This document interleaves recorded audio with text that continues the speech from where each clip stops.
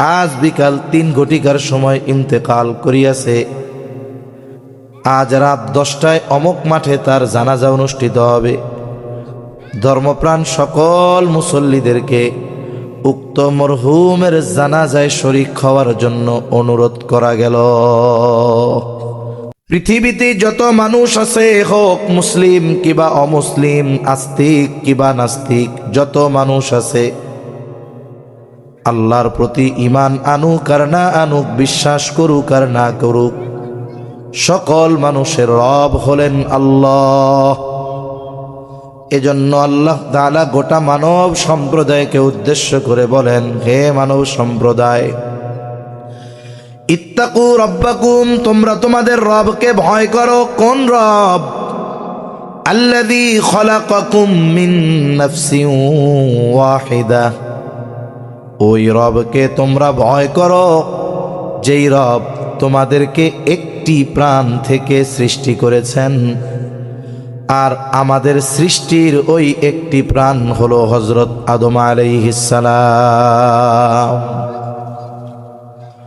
হাদিসের মধ্যে আসছে, নবীজি সাল্লাল্লাহু আলাইহি ওয়াসাল্লাম বলেন, আল্লাহ সুবহানাহু ওয়া তাআলা আদম আলাইহিস সালামকে বানিয়েছেন মাটি থেকে, আর আমাদেরকে বানিয়েছেন আদম থেকে। হাদিসে আসছে, আল্লাহ তাআলা আদম আলাইহিস সালামের পৃষ্ঠদেশ তথা পিঠ থেকে এই পৃথিবীতে যত মানুষ আছে, যত মানুষ দুনিয়া থেকে চলে গেছে, কিয়ামত পর্যন্ত যত মানুষ আসবে, আল্লাহ তাআলা সব মানুষকে তথা সব মানুষের মূল যেটা রূহ, আদম আলাইহিস সালামের পৃষ্ঠদেশ তথা পিঠ থেকে আল্লাহ তাআলা বের করেছে। রূহের জগতে আমরা দীর্ঘকাল ছিলাম, দুনিয়ায় আসলাম কোন প্রসেসে, কোন পদ্ধতিতে? আল্লাহ তাআলা এরপরে বলেন, ওয়া খালাকা মিনহা যাওজাহা ওয়া বাসসা মিনহুমা রিজালান কাসীরান ওয়া নিসাআ। আল্লাহ তাআলা বলেন, এরপরে আমি তার থেকে তার জোড়া বের করলাম, সৃষ্টি করলাম। এই পৃথিবীতে আল্লাহ তাআলা সব কিছু জোড়ায় জোড়ায় সৃষ্টি করেছেন। আল্লাহ তাআলা কোরআনুল কারীমের মধ্যে বলেন, ওয়া খালাকনাকুম আজওয়াজা। আল্লাহ তাআলা বলেন, এরপরে আমি তার থেকে তার জোড়া সহধর্মিণীকে সৃষ্টি করলাম। এরপরে ওয়াবাসসা মিনহুমা রিজালান কাসীরান ওয়া নিসাআ। এইবার জোড়া হলো, এই জোড়া থেকে আমি আল্লাহ নারী পুরুষের বিস্তৃতি ঘটালাম। এই দুইজনের মাধ্যমে মানব জাতির যেই স্ট্রাকচার, আকার আকৃতি, নারী হিসাবে পুরুষ হিসাবে, এটা এই দুইজনের মাধ্যমে আল্লাহ তাআলা বিস্তার ঘটিয়েছেন। তাহলে প্রথমে রূহের জগৎ, এরপরে যখন আমি আপনি আমার আপনার মা বাবার মাধ্যমে একটা আকৃতি পাইলাম, চলে আসলাম দুনিয়ায়, এটা এক জগৎ।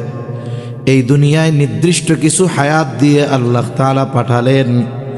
দেহর দাম ততক্ষণ, বলে ওই যে মূল জিনিস রূহ দেহের সাথে আছে যতক্ষণ।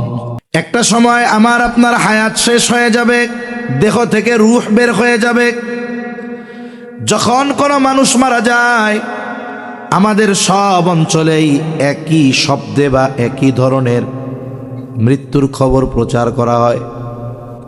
মসজিদগুলায় অথবা কোনো ব্যক্তি যদি একটু প্রসিদ্ধ হন, তার জন্য ভ্যান ভাড়া নিয়ে মাইক লাগায়া দোয়া প্রচার করে, একটি শোক সংবাদ, অমক এলাকার অমক অথবা অমকের ছেলে অমক আজ বিকাল ৩ ঘটিকার সময় ইন্তেকাল করিয়াছে।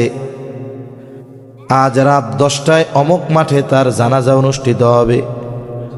ধর্মপ্রাণ সকল মুসল্লিদেরকে উক্ত মরহুমের জানাজায় শরীক হওয়ার জন্য অনুরোধ করা গেল। রূহ স্থানান্তরিত হয়েছে দুনিয়ার জগৎ থেকে, স্থানান্তরিত হয়ে যেই জগতে যাওয়া হয় ওই জগতের নাম হলো আলমে বরজখ। ওই জগৎটা লোকচক্ষুর অন্তরালে, মানুষের চোখে ওটা ধরা পড়ে না, তবে বাস্তব। এই দুনিয়ার অনেক কিছু আছে আমরা দেখি না, তবে না দেখেও বিশ্বাস করি। জিনদের একটা জগৎ আছে, তাদের অনেক কিছু হয়। আমাদের যেমন বিবাহ শাদী হয়, জিন জাতির মধ্যে বিবাহ শাদী হয়। আমাদের যেমন মাঝে মধ্যে দুই গ্রুপের মধ্যে লাগে, জিন জাতির মধ্যেও লাগে। কিন্তু আল্লাহ সুবহানাহু ওয়া তাআলা তাদের ওই জগৎটা আমাদের চোখের আড়ালে রেখে দিয়েছেন, আমরা দেখি না, কিন্তু ইমানদার আমরা অবিশ্বাস করি না। অনুরূপভাবে মৃত্যু পরবর্তীকালীন একটা জগৎ আছে, আমাদের ভাষায় আমরা বলি কবর জগৎ, হাদিসের ভাষায় আলমে বরজখ বলে। ওই জগৎ লম্বা একটা সময় ইন্তেকাল করে তথা দুনিয়া থেকে স্থানান্তরিত হয়ে ওই জগতে থাকা লাগে। আলমে বরজখে সকলকে থাকতে হবে দীর্ঘকাল, তবে অনন্তকাল নয়, দীর্ঘকাল ওই জগতে আমাদের সবার থাকা লাগবে। কবর কারো জন্য হয় রাউদাতুম মিন রিয়াদিল জান্নাহ, জান্নাতের একটি বাগান। কারো জন্য হয় জাহান্নামের একটা গর্ত। এটা নির্ভর করে ওই ব্যক্তির দুনিয়ার কর্মের উপরে। হাদিসের মধ্যে আসছে, যেই ব্যক্তি সর্বশেষ দুনিয়া থেকে ইন্তেকাল করবে, ওই ব্যক্তিও কমপক্ষে 40,000 বছর আলমে বরজখে থাকবে। আল্লাহ সুবহানাহু ওয়া তাআলা সিংহায় ফুৎকারের মাধ্যমে এই দুনিয়া থেকে মানব জাতির মানব বসতির ইতি ঘটাবেন। আবার সিংহায় ফুৎকারের মাধ্যমে আল্লাহ তাআলা পৃথিবীর সব মানুষকে পুনরুত্থিত করবে। মুফাসসিরিনে কেরাম বলেন, ওই আওয়াজে প্রথমে অজ্ঞান হবে, এরপরে সবার মৃত্যু ঘটবে। একজন মানুষও এই পৃথিবীতে জীবিত থাকবে না। আল্লাহ তাআলা সেই কথা বলেন, ফাসাইকা মান ফিস সামাওয়াতি ওয়া মান ফিল আরদ ইল্লা মান শাআল্লাহ। আল্লাহ তাআলা যেগুলো চান সেগুলো ছাড়া সকল প্রাণীর মৃত্যু ঘটবে। এই যে মৃত্যু ঘটল, আলমে বরজখের বাসিন্দা সবাই হয়ে গেল, এরপরে কি হবে?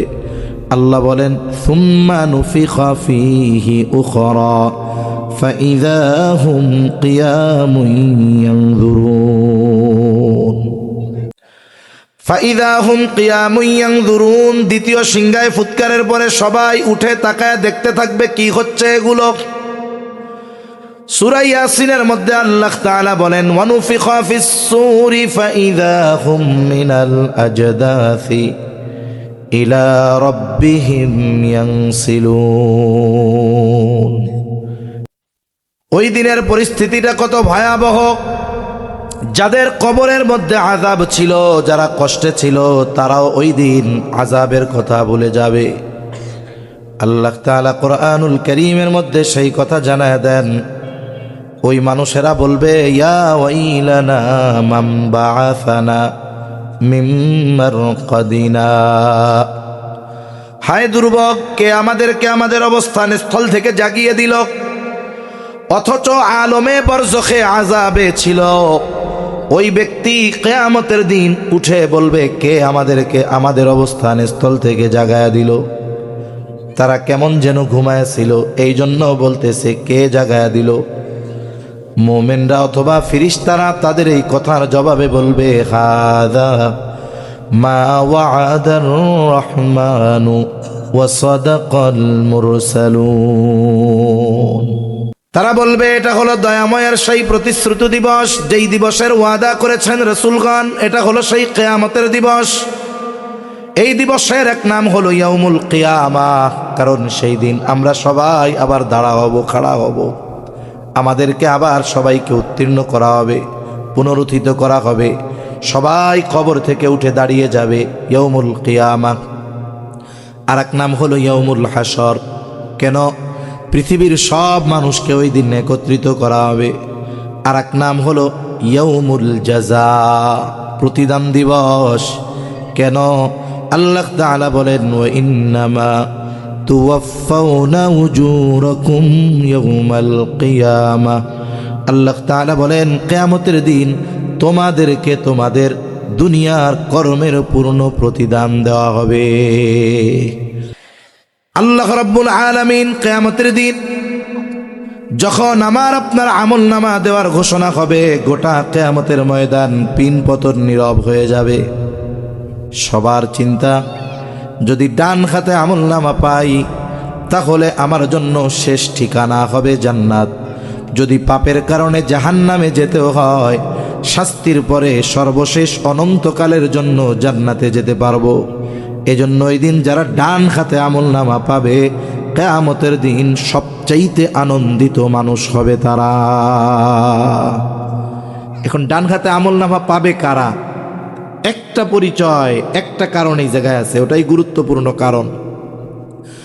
কিয়ামতের দিন যারা ডান হাতে আমলনামা পাবে, আল্লাহ তাআলা বলেন, ফাআম্মা মান উতিয়া কিতাবাহু বিয়ামিনিহি ফায়াকুলু হাউম ইকরাউ কিতাবিয়া ইন্নী যানানতু আন্নী মুলাকিন হিসাবিয়া।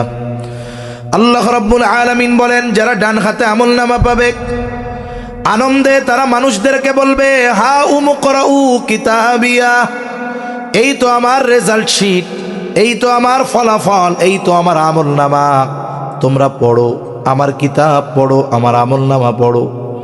সে আনন্দে মানুষদেরকে তার আমলনামা পড়তে বলবে। শুধু তাই না, কেন ডান হাতে আমলনামা পেল, এই ডান হাতে আমলনামা পাবার কারণটাও সে বলবে। কি কারণ? ইন্নী যানানতু আন্নী মুলাকিন হিসাবিয়া। সে বলবে, আমি ডান হাতে আমলনামা পাবার কারণ হলো, আমি দুনিয়াতে এই ব্যাপারে দৃঢ় ঈমান রাখতাম, দৃঢ় বিশ্বাস রাখতাম, ধারণা রাখতাম যে দুনিয়ার সব কর্মের হিসাব আমাকে যার সামনে দেওয়া লাগবে তিনি কে। তাহলে সর্বশেষ অবস্থা, কেউ ডান হাতে আমলনামা, কেউ বাম হাতে, অর্থাৎ কারো ঠিকানা জান্নাত, কারো ঠিকানা হলো জাহান্নাম।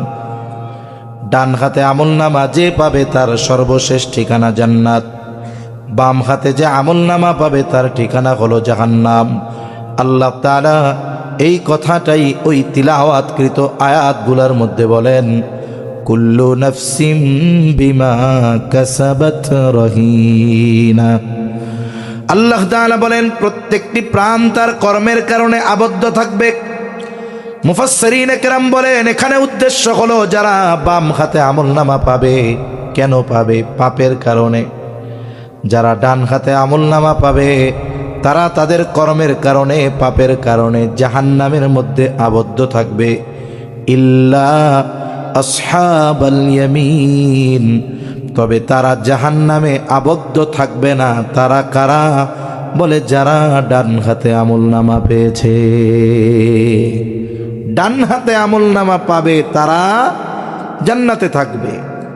এখন জান্নাতি জান্নাতে, জাহান্নামী জাহান্নামে।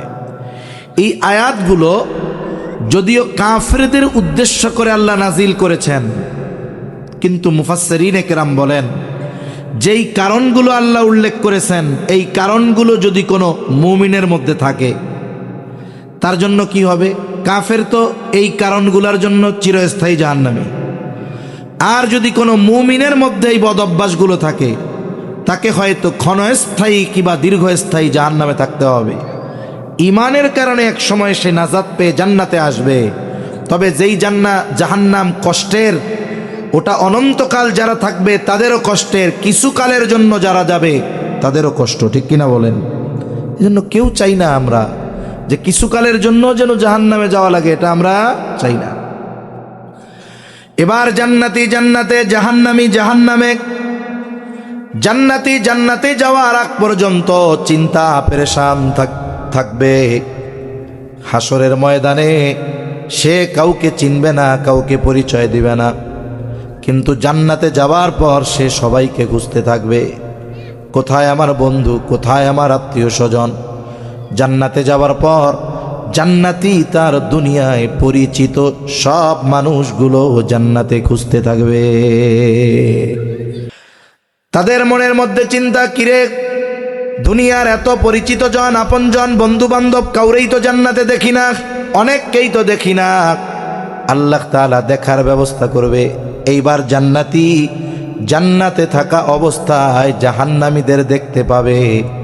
সে দেখবে তার অনেক পরিচিত জন, আপনজন, বন্ধু বান্ধব জাহান্নামের শাস্তি ভোগ করতেছে। এই দৃশ্যটা দেখবার পর সে আল্লাহ তাআলার কাছে কৃতজ্ঞতার মাত্রা বাড়ায়া দিবে, বলবে, আল্লাহ, আপনি যদি আমার প্রতি দয়া না করতেন হয়তো আমাকেও তার সাথে জাহান্নামে থাকা লাগতো। এই দৃশ্য দেখবার পর জান্নাতি আল্লাহর প্রতি কৃতজ্ঞতার মাত্রা বাড়ায়া দিবে। এবার জাহান্নামী জান্নাতীকে দেখবে, তাকায়া দেখবে তার ক্লাসমেট, তার বন্ধু, তার প্রতিবেশী, তার সহকর্মী জান্নাতের নাজ নেয়ামত ভোগ করতেছে। কিন্তু আহারে, ওই মানুষগুলোর সাথে দুনিয়ায় সে চলতো, আজকে সে জাহান্নামের শাস্তি ভোগ করে আর তারা জান্নাতের নেয়ামত ভোগ করে। এই দৃশ্যটা দেখবার পর ওই জাহান্নামীর মধ্যে আফসোস কাজ করবে, আফসোস। এই আফসোসটা তার শাস্তির মাত্রাটা তাকে বেশি অনুভব করাবে। এবার জান্নাতি আর জাহান্নামী দেখা হলো, কথাবার্তাও হবে। এখন ওই জাহান্নামে বন্ধুদেরকে দেখে জান্নাতীদের মনে জানার বড় ইচ্ছা, কোন কারণে তারা জাহান্নামী হলো। আল্লাহ তাআলা কথার ব্যবস্থা করে দিবে। আল্লাহ তাআলা বলেন, জান্নাতীরা জাহান্নামীদেরকে জিজ্ঞাসা করবে, মা সালাকাকুম ফি সাকার, কোন কারণে তোমরা সাকারের অধিবাসী হইলা, জাহান্নামী হইলা। এইবার জাহান্নামীরা তাদের জাহান্নামে যাওয়ার কয়েকটা কারণ বর্ণনা করবে। এর মধ্যে এক নম্বর কারণ তারা বলবে, ক্বালু লাম নাকু মিনাল মুসাল্লিন। জাহান্নামীরা বলবে, আমরা জাহান্নামে আসার এক নম্বর কারণ হলো আমরা মুসল্লি ছিলাম না, আমরা নামাজি ছিলাম না, আমরা নামাজ পড়তাম না। কাফের যে, সে তো মুসল্লি নয়, সে তো বেঈমান, সে তো নামাজ পড়বেই না, চিরস্থায়ী জাহান্নামী। কিন্তু যে ইমানদার, সে যদি নামাজ না পড়ে হয়তো তাকে ক্ষণস্থায়ী কিংবা দীর্ঘস্থায়ী জাহান্নামে থাকা লাগবে। এজন্য জাহান্নাম থেকে বাঁচতে হলে, জান্নাতে যেতে হলে এক নাম্বার যেটা দরকার সেটা হলো মুসল্লি হতে হবে। রাসূল আকরাম সাল্লাল্লাহু আলাইহি ওয়াসাল্লাম বলেন, আউয়ালু মা ইউহাসাবু বিহিল আবদু ইয়াউমাল কিয়ামাতিস সালাহ। নবীজি বলেন, কিয়ামতের দিন সর্বপ্রথম নামাজের হিসাব হবে। আর এক বর্ণনায় নবীজি বলেন, যার প্রথম হিসাব সহজ হয়ে যাবে তার বাকি হিসাবগুলো আল্লাহ তাআলা সহজ করে দিবে।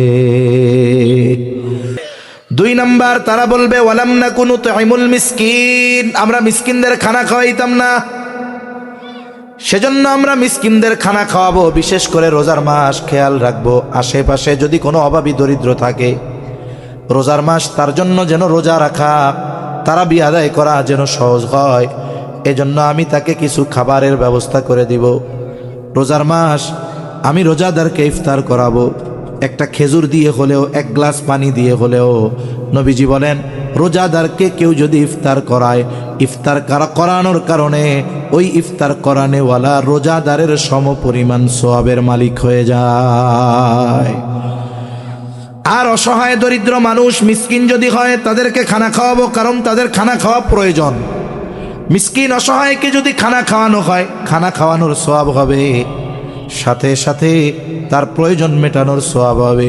ওই জাহান্নামীরা বলবে, লাম নাকুনু তুইমুল মিসকিন, আমরা মিসকিনদেরকে খানা খাওয়াইতাম না। তিন নাম্বার তারা বলবে, ওয়া কুন্না নাখুদু মাল খাইদিন, অনর্থক, অহেতুক মজলিসে আমরা বসতাম, থাকতাম, ওই অহেতুক মজলিসে যারা লিপ্ত থাকতো তাদের সাথেও আমরা বসতাম। পৃথিবীতে অনেক সত্য আছে যেগুলো মানুষ বিশ্বাস করে না। আল্লাহ আছেন, কোনো সন্দেহ আছে, কিন্তু আল্লাহর অস্তিত্বে অবিশ্বাসী এই পৃথিবীতে কোটি কোটি মানুষ আছে, তাই না?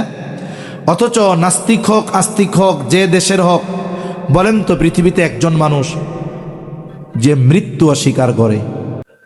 আছে একজনও? তাহলে মৃত্যুকে দৃঢ় সত্য আল্লাহ এই জন্য বলেছেন, এই মৃত্যুর স্রষ্টাও আল্লাহ। দৃঢ় সত্য বলার কারণ কি? বলে এটা এমন এক সত্য, পৃথিবীর কেউ এটাকে অস্বীকার করে না। বলে এই তো চলে আসছে মৃত্যু, তাওবা করতে পারি নাই, ভালো কাজ করতে পারি নাই, আজকে আমার ঠিকানা জাহান্নাম। এজন্য আমরা অনেকে চিন্তা করি যে আমি তো এখনো যুবক, কোন সময় মরবো, এখনো দাদা বাইচা আছে, দাদা মরবে, বাপ মরবে, এরপরে না আমি মরবো। এ চিন্তা করার কোনো সুযোগ আছে? আমি হয়তো উদাসীন আছি কিয়ামতের ব্যাপারে, কিন্তু হঠাৎ মৃত্যু চলে আসবে, হঠাৎ মৃত্যু চলে আসবে। আমার ভালো কাজের সুযোগ হবে না, তাওবার সুযোগ হবে না, আল্লাহর পথে চলার সুযোগ হবে না। এজন্য সব সময় আমরা আমাদের জীবনটাকে এমনভাবে প্রস্তুত রাখব, যদি এখনই মৃত্যু হয় আমার কবরটা যেন জান্নাতের বাগান হয়। আর ওই যে কথা, আখেরাতে সফলতার অন্যতম ধাপ ডান হাতে আমলনামা পাওয়া, এটা পাওয়ার কারণ কি বলছিল? যে আমি দুনিয়ায় এই ব্যাপারে দৃঢ় বিশ্বাসী ছিলাম যে দুনিয়ার সব কিছুর হিসাব যার সামনে দেওয়া লাগবে তিনি কে? এই এতটুকু কথা আমরা বারবার স্মরণ করি, দিলের মধ্যে গেঁথে নেই, ইনশাআল্লাহ আমাদের জীবনের গতিপথ পরিবর্তন হবে, আমাদের পথ সিরাতে মুস্তাকিমের পথ হবে, আমাদের পথ ইনশাআল্লাহ জান্নাতের পথ হবে। আল্লাহ সুবহানাহু ওয়া তাআলা আমাদের সবাইকে কথাগুলো বুঝবার তৌফিক দান করেন। সকলে জবান খুলে বলি আমিন। ওয়া আখিরু দাওয়ানা আনিল হামদুলিল্লাহি রাব্বিল আলামিন। আসসালামু আলাইকুম ওয়া রাহমাতুল্লাহি ওয়া বারাকাতুহু।